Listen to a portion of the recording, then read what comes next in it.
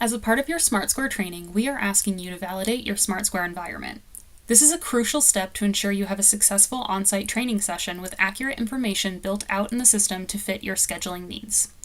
This validation will take place from March 9th until March 13th at 5 p.m. You will complete your validation in the ECU Health Smart Square system. It is recommended that you use Chrome or Edge browsers for the best site experience. In your email, you received a validation form Word document, as well as a PDF tip sheet on how to complete the form. Use these materials along with this video to complete your validation process.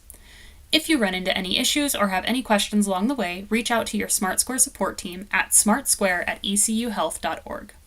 To begin your validation, you will need to download a copy of the Smart Square validation form that you've received through the email.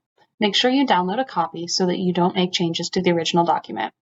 Then you'll put your name, role, cost center information, both name and number, and email in the places provided.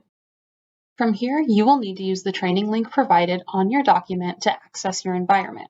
You can easily right-click and copy or open the hyperlink, but make sure you're using either Google or Chrome for best experience. Once there, you'll press Continue to Smart Square and use your ECU credentials to log in. The first thing we're going to look for is a magnifying glass and paper airplane icon at the top right of your screen. This will be at the top right next to your name. You'll see the paper airplane icon as well as the magnifying glass icon. If that all looks great, you can choose yes, that you have those, or if you don't see any, add those corrections in here where you can enter text. The next thing we're looking for is, do you have the correct cost centers listed under your advanced search cost center dropdown? This is going to be when we click on our magnifying glass and click in the advanced search area.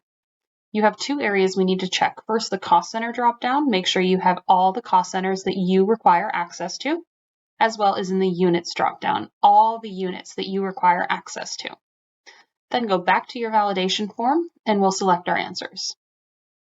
Looks like I was good on cost centers, and the next question, I was good on units. The next piece says, do you see correct staff members displaying with correct FTE information when performing a cost center search? For this, once we are in this panel, we'll just need to select one cost center at a time and have nothing else selected, and then click Apply. This brings up a list of all staff members that reside in our cost center. This is where we need to validate what information came over from your HR feed. Make sure you're checking their employee ID number, first and last name, their primary skills that are coming through, and their FTE information, and making sure that it's displaying correctly. Note, if there are changes needed, not only will we ask you to put those corrections needed in here, but you will also need to be contacting your HR system to make those updates in there so that they flow through to Smart Square correctly. The next piece says, do you see correct shift times from the time dropdown when adding a shift? For this, we are going to go into our scheduler tool. So at the top left, you see three squares. Go under scheduling, scheduler. Once that loads, the easiest way to do this is find an empty cell, hover over and find the three dots and go add shift. Check where it says shift date and time, start end time, and click in this area. You want to make sure that you have every working shift time displaying correctly that you need for your staff members to be able to work. If you don't see something here, this would be an excellent time to put it into your validation form. If I need an update, I could say any times to remove here, or if I need additional working shift times needed, entering them in the chart. We need to know, how do you want it to display, the time of shift start, the time of shift end, and if you need any exclusionary minutes for things such as a meal break. So if I need, say, a 7 a.m. to 3 p.m. shift time, I would say 0700, 1500, and a 30-minute lunch. And finally, we want to make sure that our balancer needs are reflected across each day appropriately in our schedule balancer. Again, in that scheduler, to open your balancer, you're going to find underneath the unit dropdown, there is a blue downward pointing arrow. Click on that, and then this is showing you what you are calling for in terms of staff demand at different points of the day. You can hit on each of these plus signs to expand to see which skills you are calling for. And then you want to check across the days of the week to make sure, okay, from this time I need 3 RN LPNs, 1 unit secretary, 2 meds, 1 management. If you need any changes to this, you would then of course be putting them on your validation form as well.